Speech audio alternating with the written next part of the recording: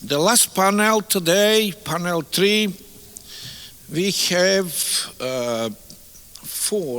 three representatives from the Poland. Comparing the title of this conference, Polish Experience in Combating Disinformation. As I mentioned before, we told a lot about the disinformation, about fake news, but about the combating and fighting disinformation and fake news little bit. I hope that our next panelist will give more answer about that.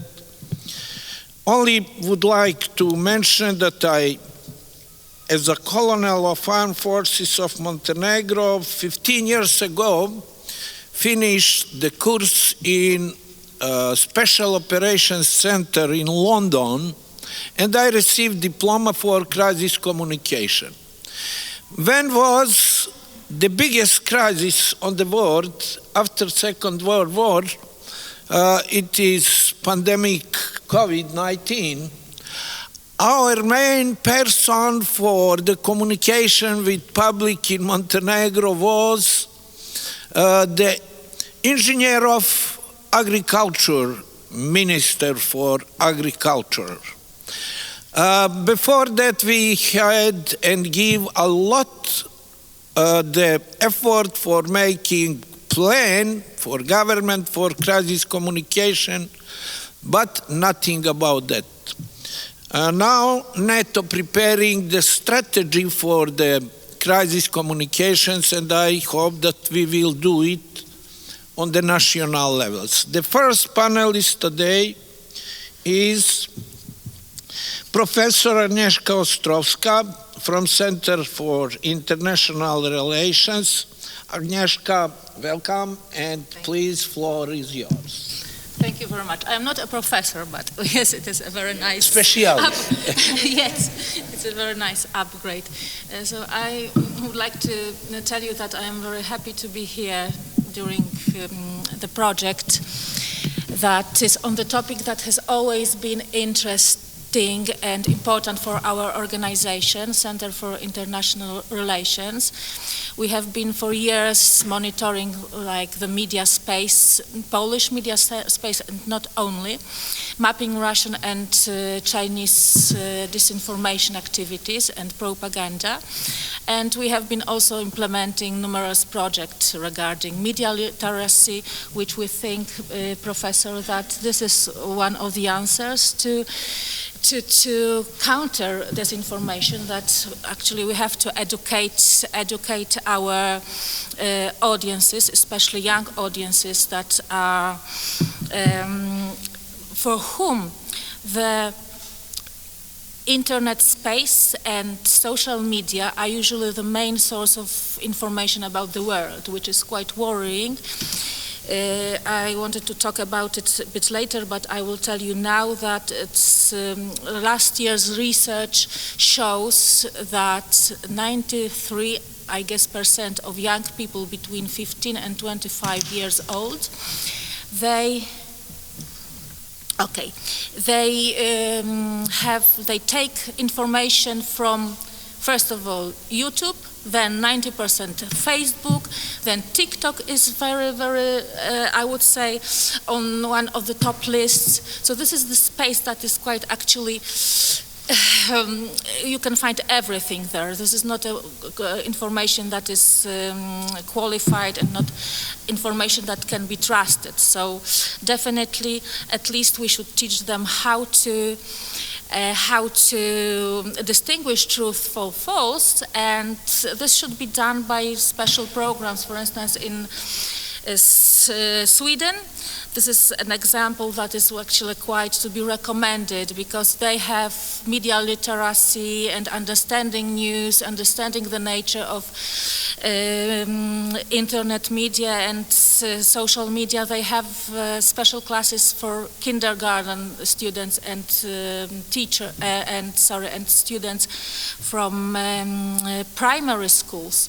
In my country, unfortunately, this is still quite a big discussion, but fortunately there are numerous organizations like ours, for instance, and institutions who try to kind of fill in this gap and offer trainings, offer, I don't know, special toolkits for how to be safe in information space. The problem is that it is a little bit like with our conference, that there are products, but not that many people want to use it, and not that many people want to participate. And this is also quite a big problem for when we are implementing certain projects.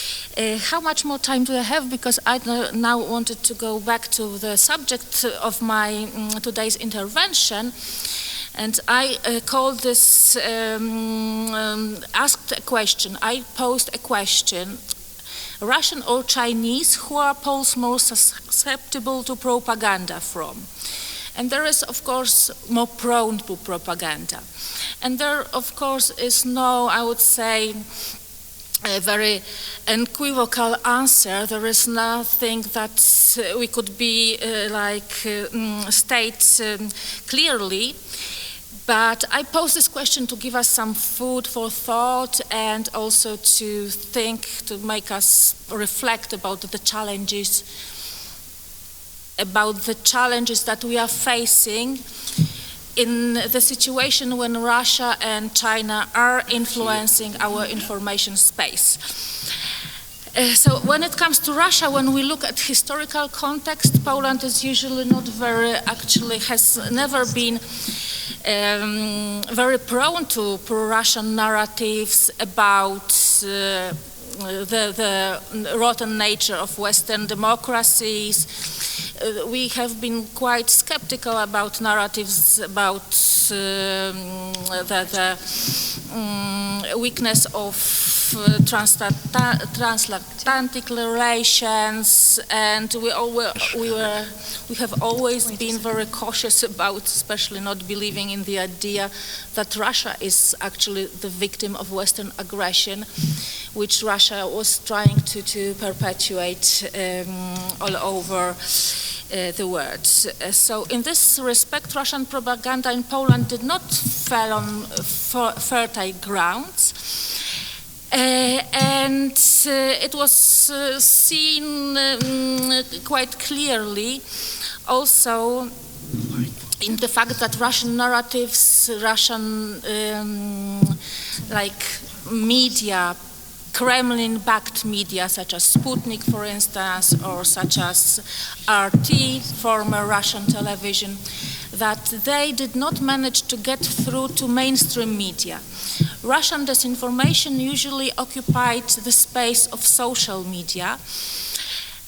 So that was like niche portals, although popular, of course, in certain circles that believed in conspiracy theories, fake Facebook accounts, and also trolling commentaries under, for instance, articles that we could very easily trace to Russian Russian influence very easily, because they quite often lacked, I don't know, Polish signs, they lacked proper grammar. So our fact-checking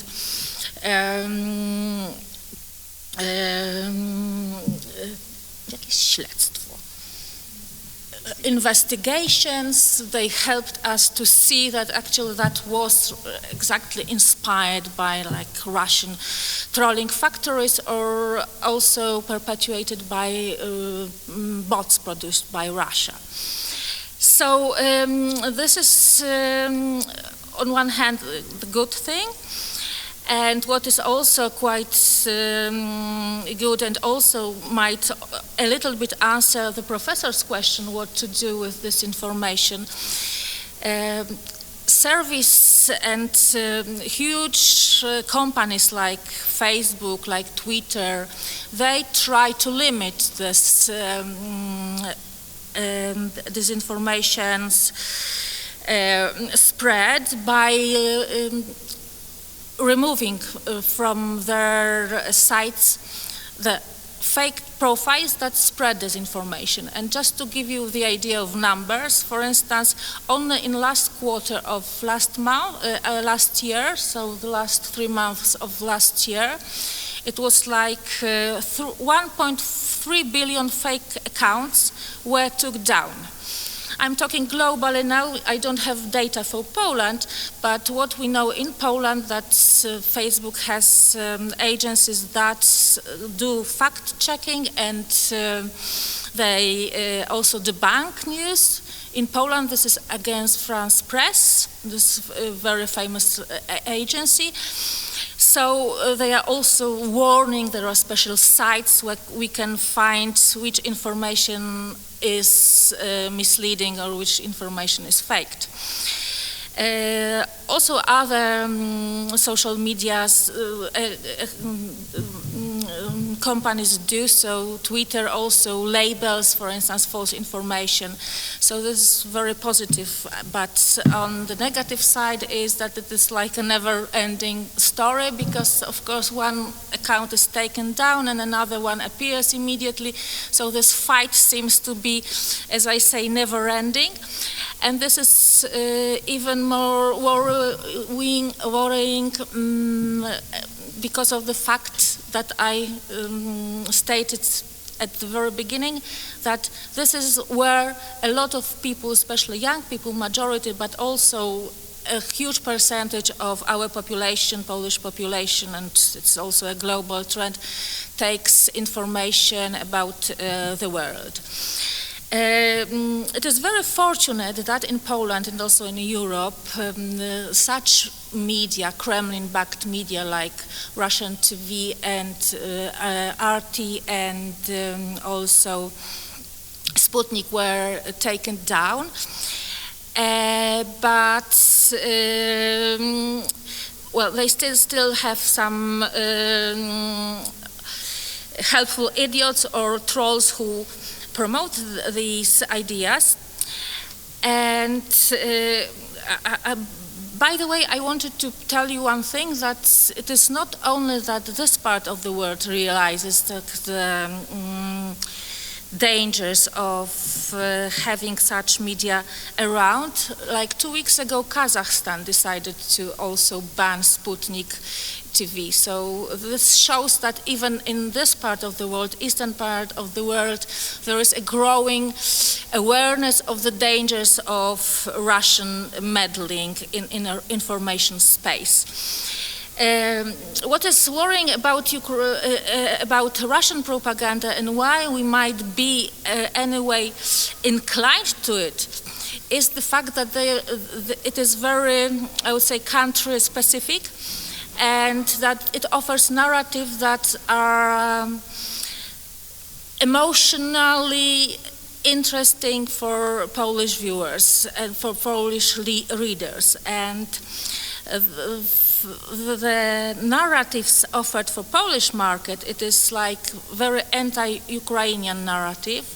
It has always been present that Ukraine is a fallen country and that Ukrainians are cruel and dangerous people, fascist, who all the thing they want is to get rid of Poles from the earth of the face of the earth, which is unfortunately based on our difficult history. So this is like Russia is taking all these divisions that are existing and trying to make more of it.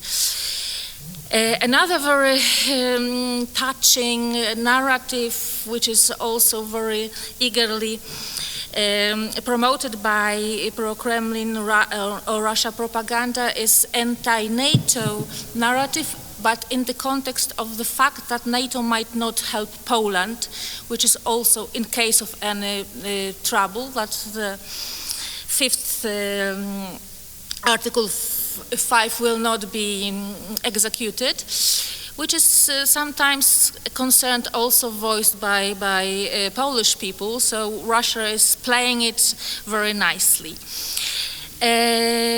So the fact that this Kremlin or Kremlin narrative is so, I would say, country-specific, makes it more dangerous to influence public opinions. And now, very briefly about China. China is in a different role here because China is not having like country-specific narratives. And what China was doing so far was rather to promote a very good image of the country and protecting also the good name of Chinese Communist Party, and also at the times of pandemic they started to whitewash their image.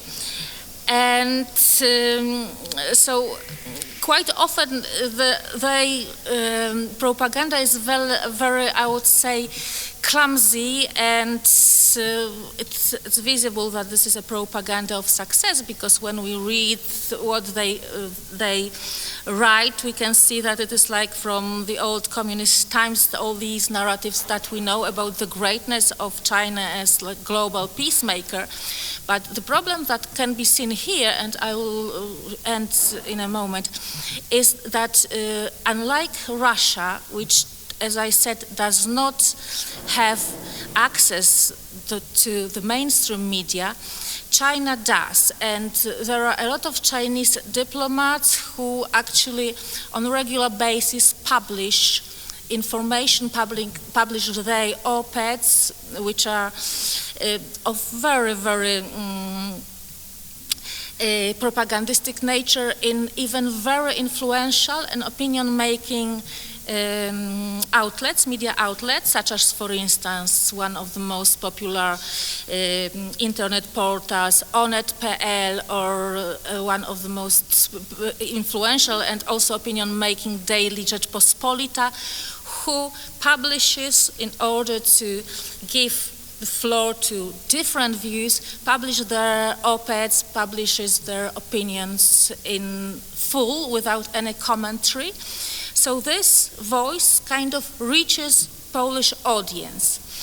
And because of the fact that we don't have that much against China as we had against Russia, and with the fact that we were actually very hoping to get some profits from cooperation with China, this fact makes it more dangerous that China might actually be successfully rewriting the just narratives and shape our local debate for their own sake, and especially with the fact that until today China is propagating the profit that might result from cooperation with them. So yes, that's the last one. So the answer to the question I posed, that we should be really vigilant to both. Thank you. Thank you very much, Agnieszka, for a lot of information about the influence of Russia, disinformation, especially Chinese, as a new way of functioning in Europe. Now we have the presentation of Professor Bruno Surdel, Center for International Relations. Please, Bruno, floor is yours. Thank you very much. I am very happy to be here with you. Okay. I'm really happy to be here with you on this wonderful conference. And I know my time is very limited, so let's make it short, but I hope I will pack all the information I need to present to you. So I'm going to talk about disinformation to resilience confronting Russian narratives in the context of Polish energy projects. Yes? I will. Okay. You can turn here, I will turn here. Okay, okay. Paradoxically, a Russian invasion of Ukraine became a fertile ground for Russian disinformation efforts in Poland. And it came just after the pandemic of COVID-19, which on the other hand also was a very fruitful field for all the people, all the politicians and countries which were interested in sowing disinformation in Europe. Just let me mention anti-vaxxers, yes, movement in Europe. On the other hand, as regards energy issues, because it's a point of interest for me today, both things, like both catastrophes, so Ukraine war and pandemic, made European tremble and be very anxious as regards energy, as regards even very heating of the households. Yeah? So Europe very quickly had to start decisive transformation to renewables, and on the other hand to nuclear powers, as is the case with Poland. But of course it takes time.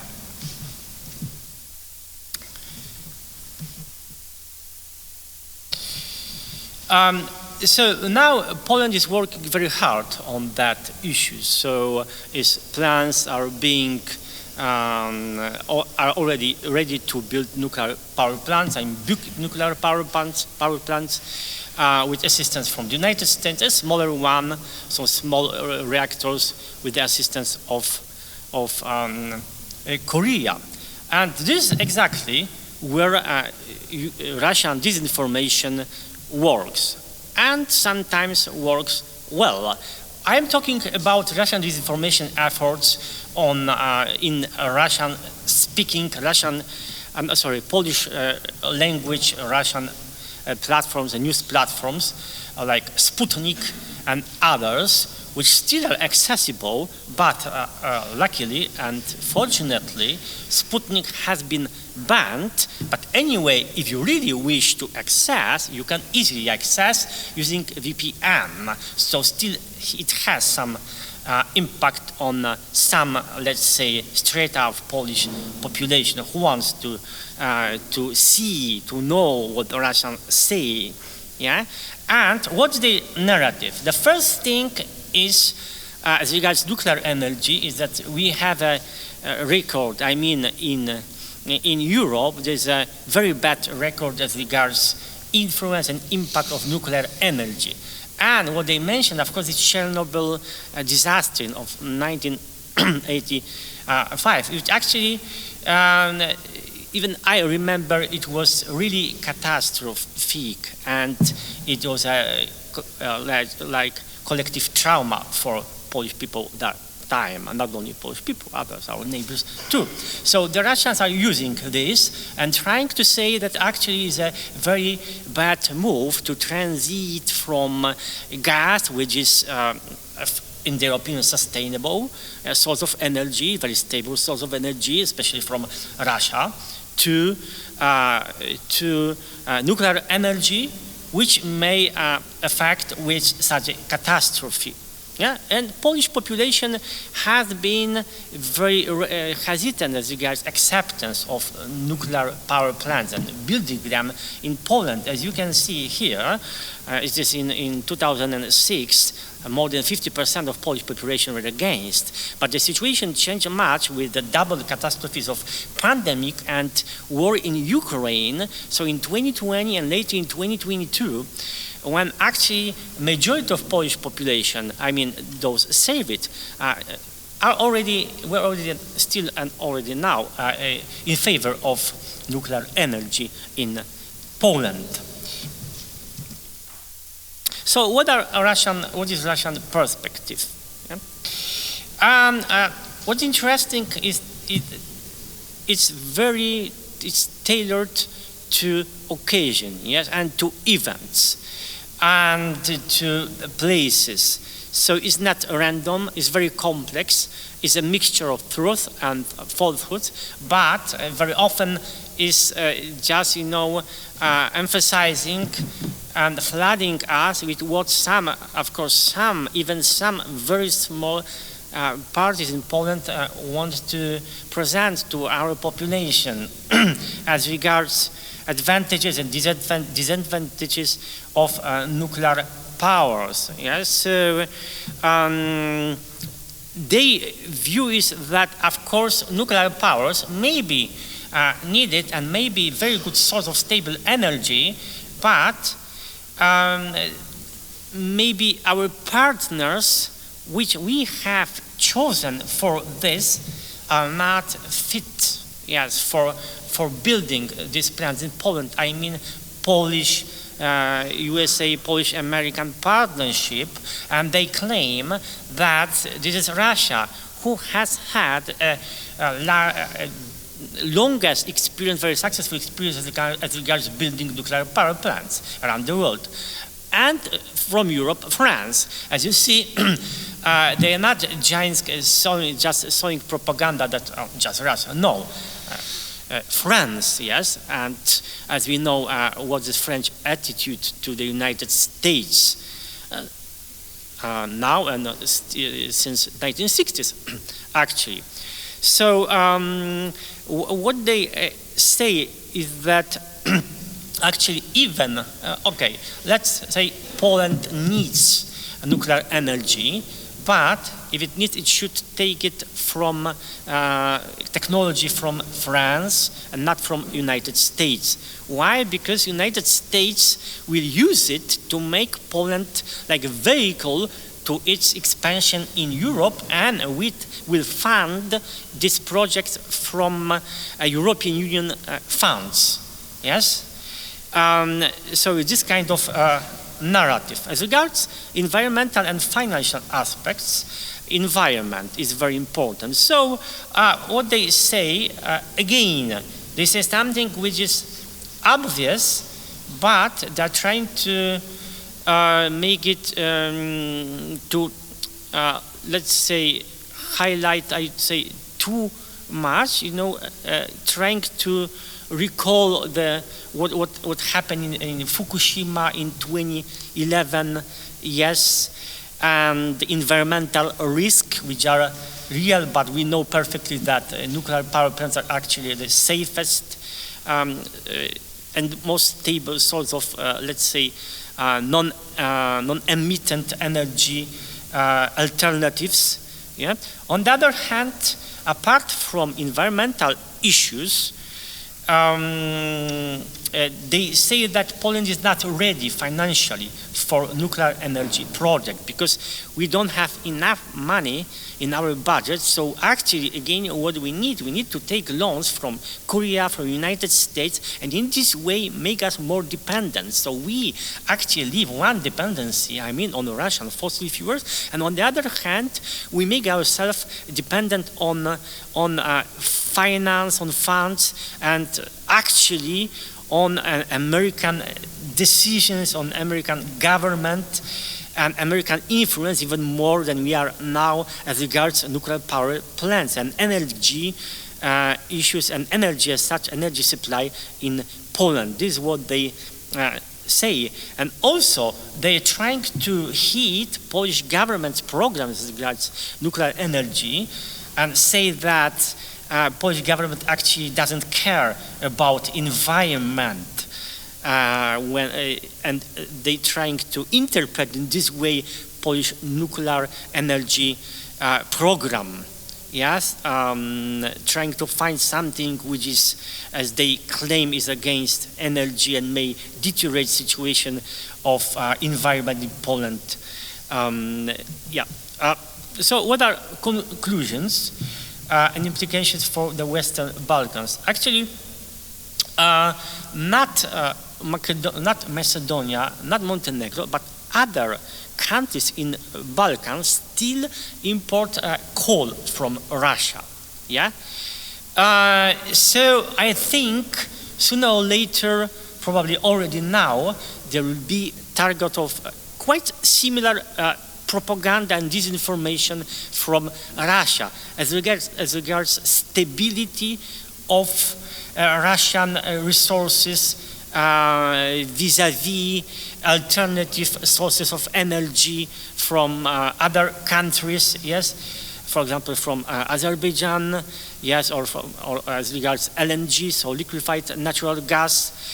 And on the other hand, yes, they will try to say that this is just a bigger geopolitical, bigger strategic project of the United States as regards the Balkans. Yes, same as what they say about Poland, that they want to vassalize somehow Balkans, and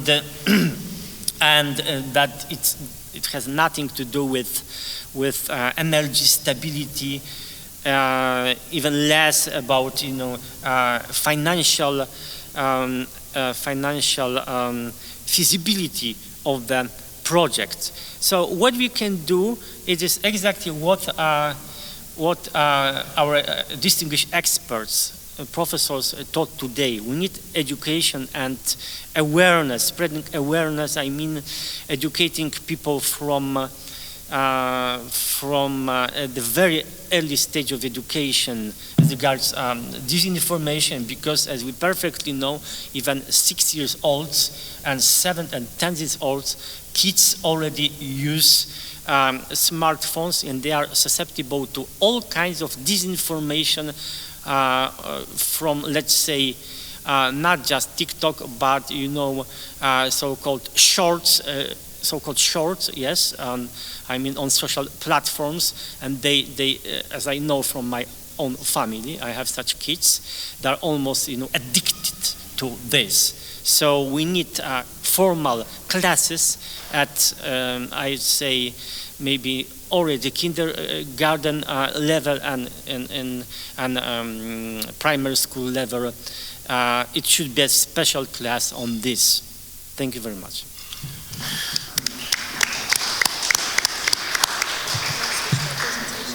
Yes, please. Thank you, Bruno. It was really good to hear about how it's fighting Poland against Russian disinformation, and of course dependencies of Russia energies and how to fighting against it. And of course the main things, how to educate young population, especially the child, what is the disinformation, what not, because they have possibilities all time to use the electronics devices, and it is really the crucial problem in this moment. Now we will hear from the last speaker on today's conference about the modern technologies and disinformation in Poland, from Adriana Śniadowska from Center of International Relations, University of Warsaw. Adriana, please, floor is yours. Thank you so much. I'm last, so it's not an easy task, as you can imagine, but I will try to be as consistent as possible.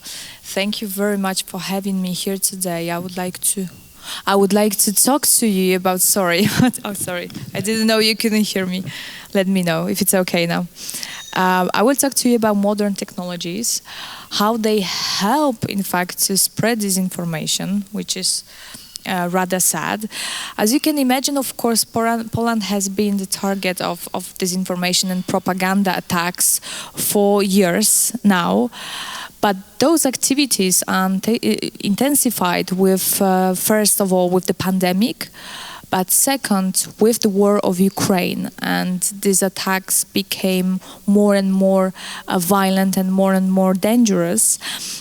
According to a very interesting study by NASC, which is a research and academic computer network center, more than half of Polish internet users admit that they have encountered manipulation or propaganda in recent months. So as you can imagine, this technology and the unprecedented development of technology and digitization really helps to speed up disinformation activities. What do Poles encounter the most often in the internet? Mainly fake news, but also respondents mention trolling activities.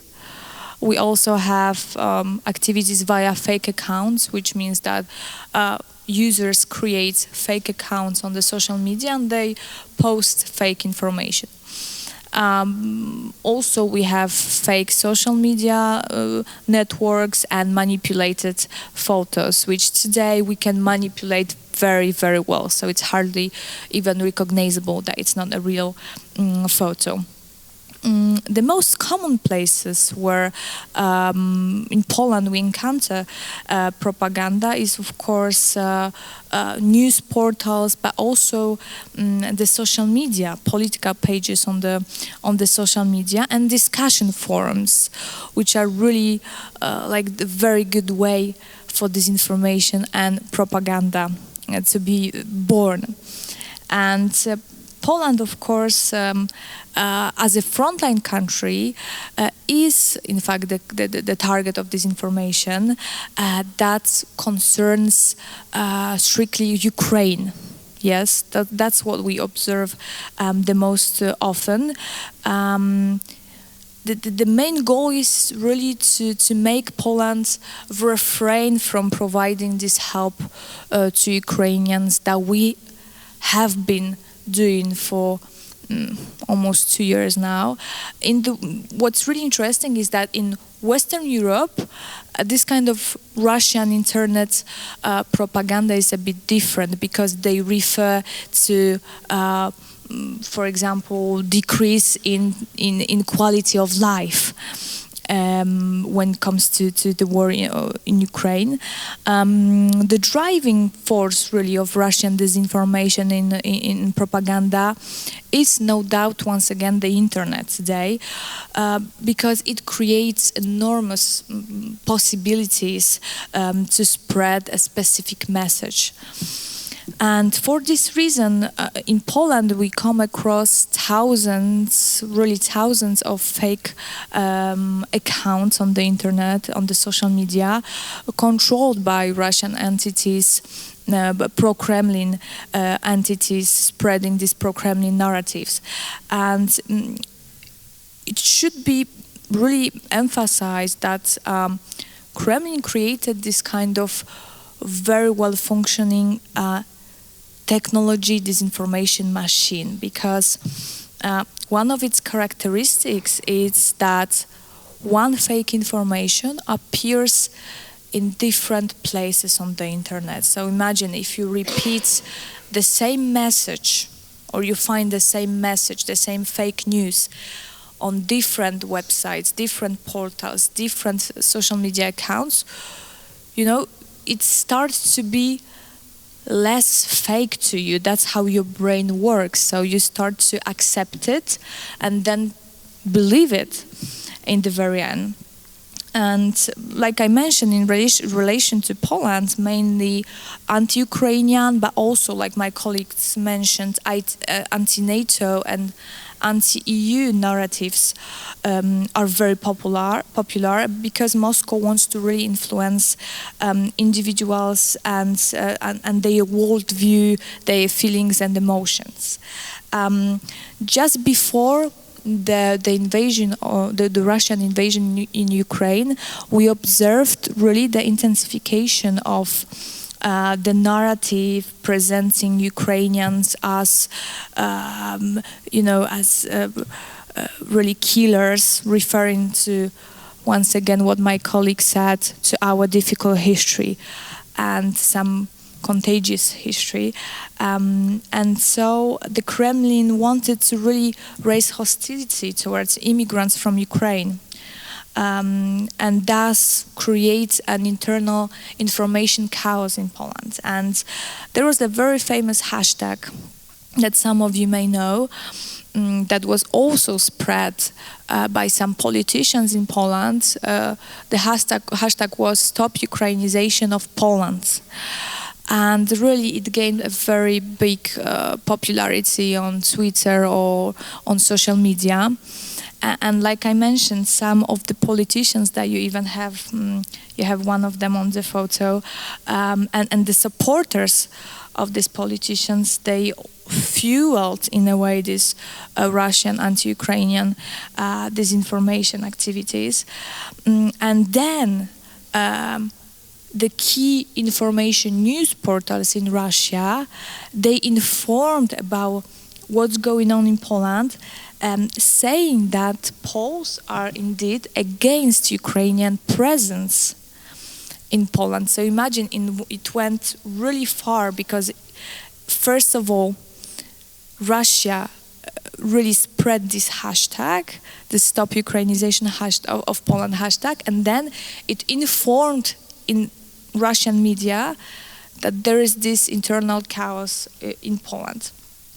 But also, I think it will be working, I hope so.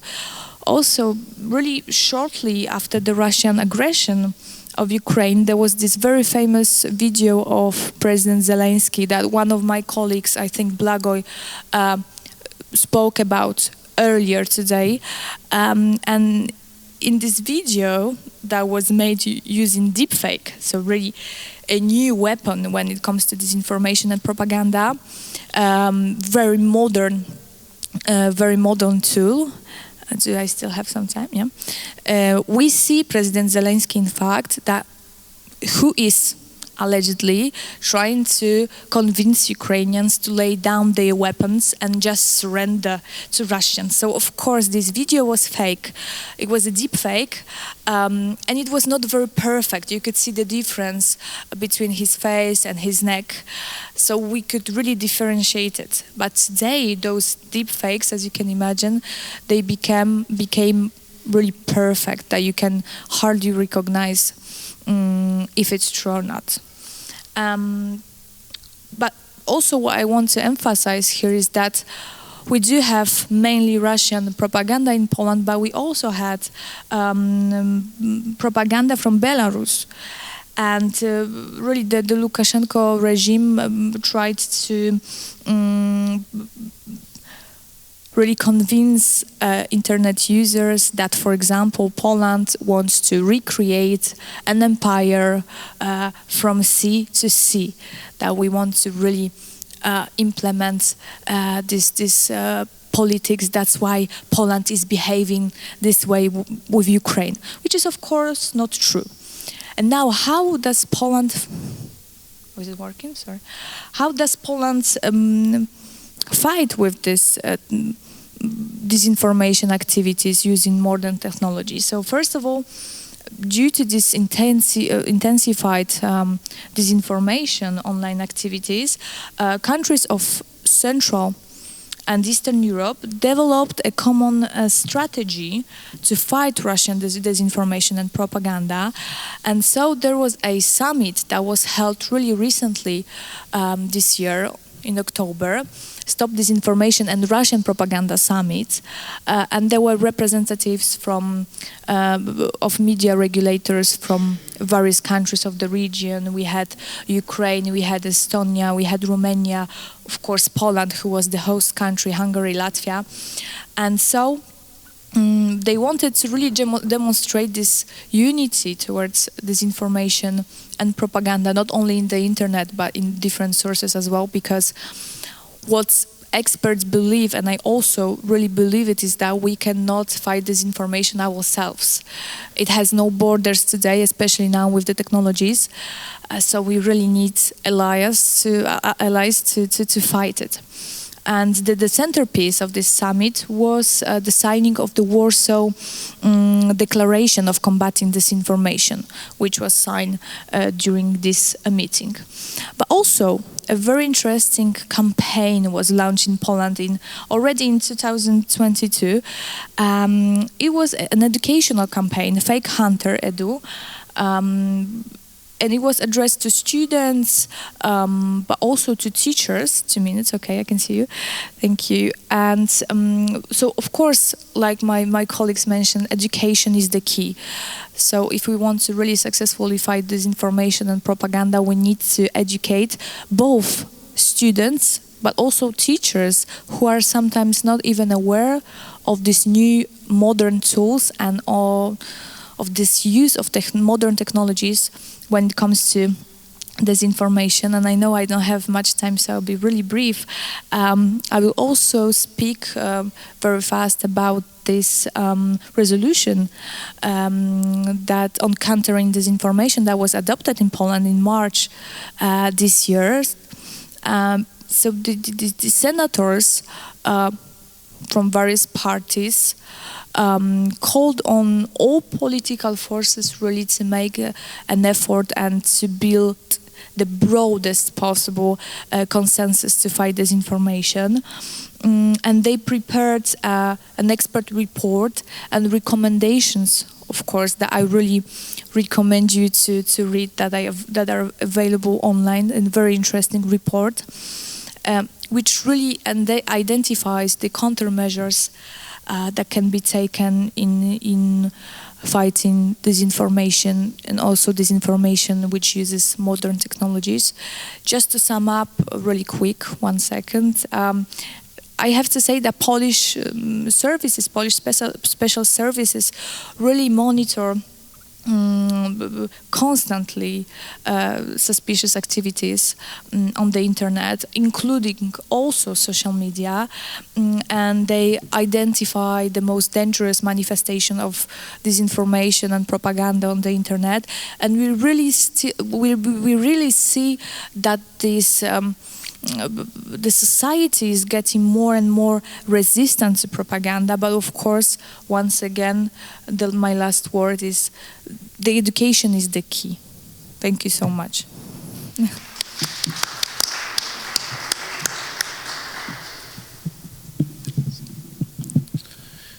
Thank you very much, Adriana. I hope, according to the time, we have 5 minutes for the questions. Yes, please. Can you take the microphone, please?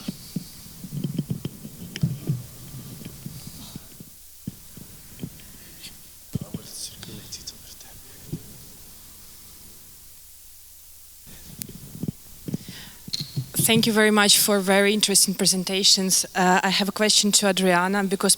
Put the microphone. Is it... Close your mouth. Ah, okay. Okay, I have a question to Adriana because my research is very similar about the Russian propaganda, reverberation of Russian propaganda in Germany. So it would be very interesting to have this, I don't know, comparative perspective. So I actually have 4 questions, but maybe you can take the, yeah, it's super fascinating what you said, and it's super interesting how it's reverberated in Poland. So first, my question is how pro-Kremlin groups persuade the Poles to stop helping Ukraine, and you already mentioned one, that their hostilities towards refugees, right? What is also, I don't know, like maybe it's also a case of Poland, that in Germany there is started so-called Friedensdemo, when the left but also right protested against of, let's say, weapon delivery to Ukraine. And then I have the second question is how high is an impact of propaganda? Because in Germany, of course, regarding also like this fused with post-war national memory, right? And the Germans got, some part of the population got more susceptible towards the Russian propaganda and the reverberation of Russian narrative. Then I have the third question, it's what groups are these pro-Kremlin entities that you mentioned, that it would be also interesting because, again, in the case of Germany, we can speak about the far right, but also far left, and the Sarah Wagenknecht that we also witnessed in the February, right? And then the last case is this hostilities towards refugees or this negative portrayal of Ukrainian refugees increased over these years, Because again, also with the German case, that definitely increased because, for example, AfD it's Alternative for Germany Far Right Party, was talking basically at the beginning that we should accept Ukrainian refugees, but now the discourse is more that Ukrainian refugees are taking our money of German taxpayers. So thank you very much. Thank you very much. More comments than questions, but any more question, please? No? If not, I ask all presenters to give the short answers. Please start with Adriana. Thank you so much. Thank you so much for these interesting questions. I had to, sorry, can you hear me now? Yeah? I had to write them down because I wouldn't remember all of them, and just let me answer it all together because it is interconnected, in fact. So, as you mentioned, of course, this hostility towards Ukrainians increased today comparing to the time before the war started. Why is that? We were very enthusiastic and very, helpful at the very beginning. And we helped millions of refugees. But of course, what I like to mention is that us in Poland, we are more of a sprinters. We like sprint rather than marathons, if you know what I mean. So we were very enthusiastic helping. We really saw this civil society developing, people helping, individuals helping millions of Ukrainians, people hosting them in their countries. And with the time, this enthusiasm was going down, unfortunately. And that was the moment when the propaganda and disinformation really had a very, very good conditions to spread on the internet. And why is that? Of course, we need to mention our quite difficult history when it comes to Poland and Ukraine. And these historical issues, they were not solved before the war started. I mean mainly the Volhynia massacre, but also some other historical events like all the situation about Lviv city, So really cruel history that we have. And of course, Ukrainians, they were coming to Poland before the war in Ukraine, but there were never so many of them. And you mentioned far right in Germany that is spreading many many fake news about Ukrainians, and it's typical, I think, everywhere that extremisms always uses propaganda, and it's the case in Poland as well.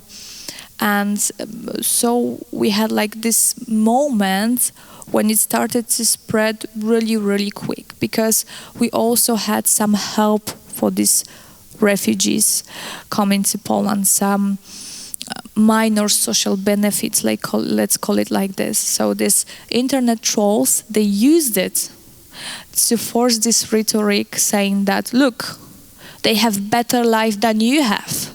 They have everything from the state. You people pay a lot of money for products in the shop because we had really the record inflation rate in Poland when the war started.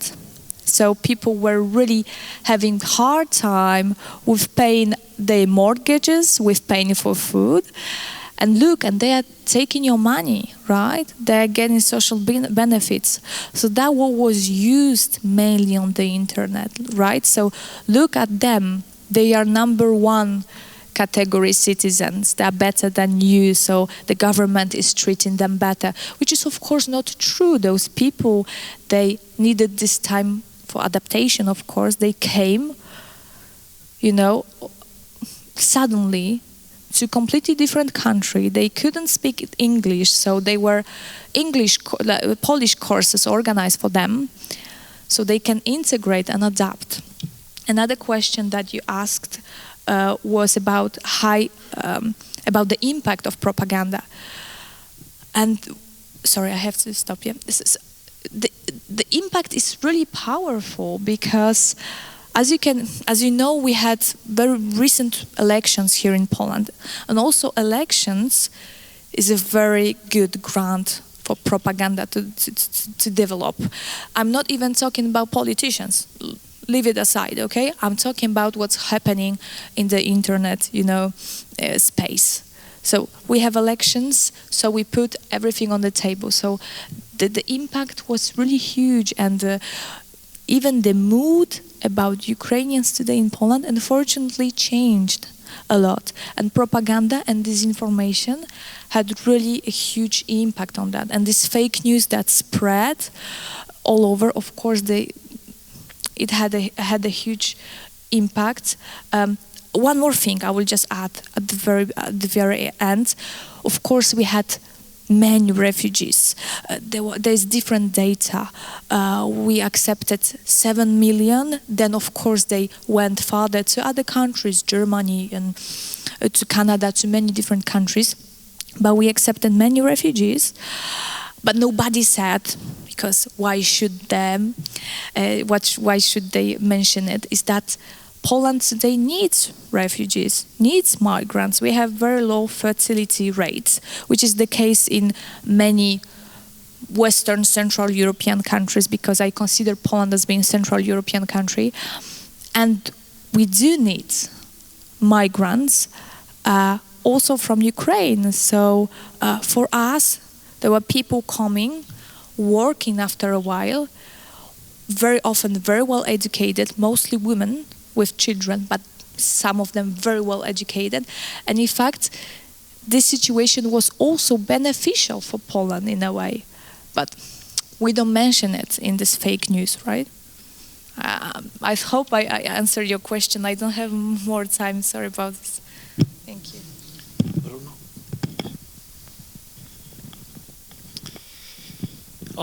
The issue of Ukrainian migrants is very interesting. But it's a mixture of election cycles, history, and real problems, and Ukrainian mistakes and Polish political mistakes on the other hand. As you see, there is also exhaustion. So probably, not probably, I think Polish population and Western population, and you see also in the United States, people are exhausted. When they see every day, when they watch news, they see what they see is Ukraine war. Or actually now situation has changed, because now we see what is going on in Israel and Gaza. So the attention has been diverted somehow to the Middle East. But anyway, there was also the question of political correctness, a kind of hype, in the beginning of the Ukrainian war, that everybody should support Ukraine. But if you ask ordinary people in many places in Poland, their opinions were not so pro-Ukrainian. And now, when after elections and before elections, this political correctness diminished somehow, and people could say what they really think. Because if you ask many people in Poland, in many towns and villages, their view on maybe not Ukrainian migrants, but also yes, but Polish-Ukrainian relations is not same as what we can hear and we can see, and in mainstream media is different. Yes, because of this political correctness. Thank you.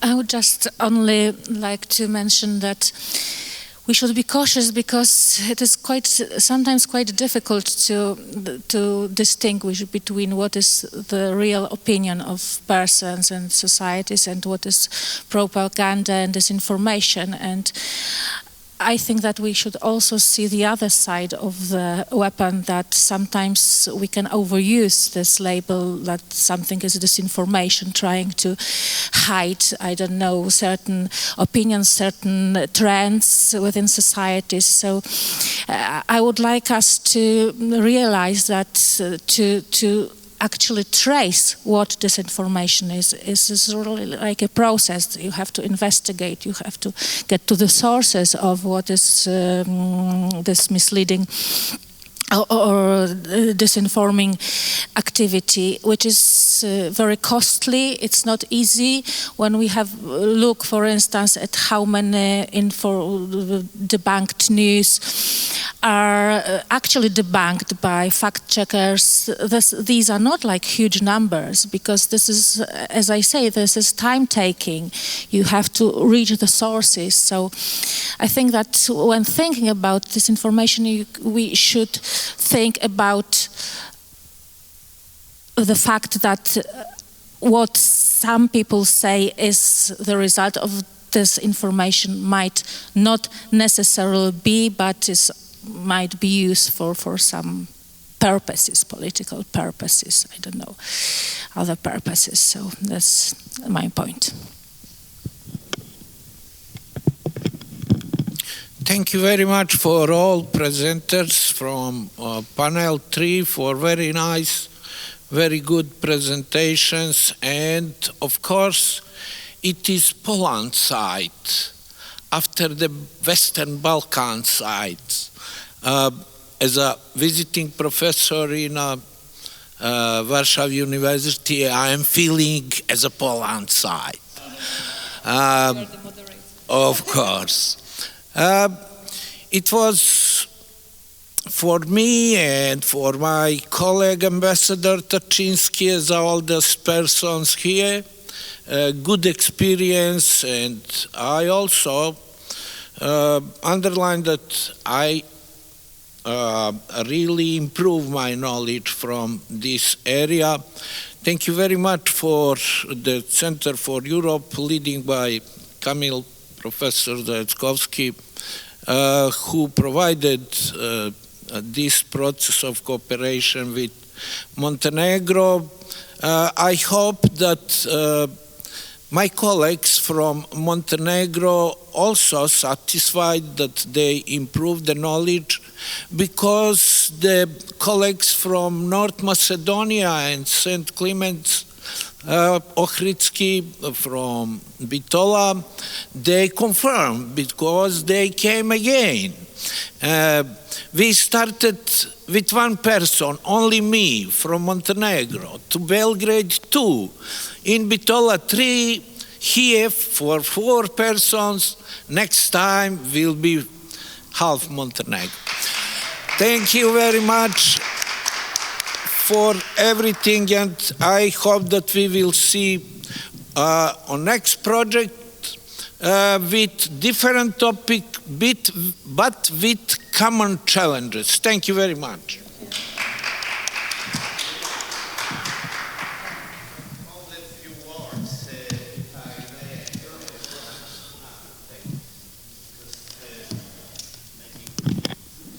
A few words, if I may, and Goran and me would like to say a great thanks for your cooperation. And first, I'd like to thank Mr. Ambassador Wojciech Tyczyński. He support us 1 year ago. He support now, and I believe that he will support us in next project. We appreciate it very much, your activities, and our rector of University of Warsaw also appreciated very much the support by Minister of Foreign Affairs.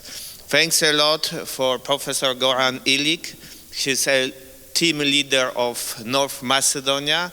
And Goran, great thanks for your cooperation, for all your activities, and thanks for Macedonian teams.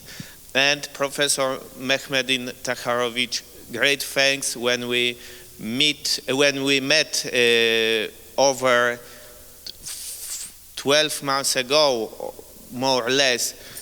We started to add, because like I said, 1 year ago it was only North Macedonia. Now in this year we add Montenegro. So Professor, thanks a lot, and thanks to your colleagues from Montenegro. Great thanks for your activities.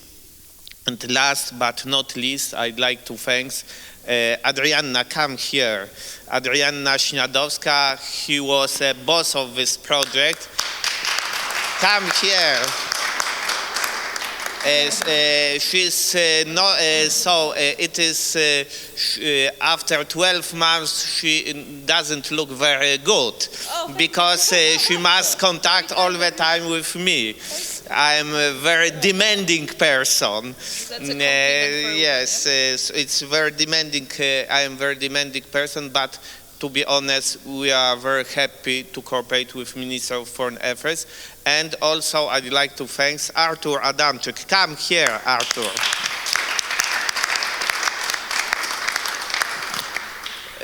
Because yes, 3 years ago, Artur told me about we should cooperate with Balkan states, and his focus on Balkan states. His research field is Balkan states. So everything beginning from Artur, and Artur is a person who is a boss of our publication. 1 year ago it was this publication, and this year, exactly in 2 weeks, it will be a new publication about the disinformation. So great thanks, Artur, because it was a huge job and works to prepare and collect, I think, 12 papers? No, 15 papers. So, of course, we'll send to you, and it will be a new publication about the disinformation, because for us, it's the most important issue to have some kind of publication. And thanks a lot, Faculty of Political Science of University of Warsaw, Professor Wojnicki. Yes, and thanks for cooperation with Center for International Relations. So Ada is part of team of Center for Europe and Center for International Relations, but also Agnieszka Ostrowska and Bruno Surdel. They both work in the Center for International Studies. So to sum up, great thanks for cooperation. Great thanks from support of Minister of Foreign Affairs. And now I give the floor to Goran. So Goran. Thank you, my dear friends, Director of Center for Europe. I must emphasize and stress the significance of the support of Ministry of Foreign Affairs of the Republic of Poland, which through their grant the last year opened a great opportunity for collaboration, at first between Poland and North Macedonia, and then between Poland and other countries for the Western Balkans for this year, Montenegro. I hope that the Western Balkans will unify here in Poland with support of Poland, using the example and experience of Poland, using their kindness, their influence, our cultural similarities, linguistic similarities, etc., etc., because all of us, we struggle to live in one Europe, unified Europe, and Poland should be a leader of that unification, especially when we talk about the Western Balkans. I must admit that, and the last year, where Ambassador Tyczyński was present in Bitola at the opening ceremony, was excellent event. This year, that was also excellent organized, with excellent energy, and we hope that in the next year we'll have another opportunity to organize some event of that kind in Bitola, and also vice versa here in Warsaw. So I bring best regards from Bitola University, best regards from North Macedonia, and we are not just partners, we are friends. Yeah. So hoping for successful and fruitful collaboration in the future. Thank you very much.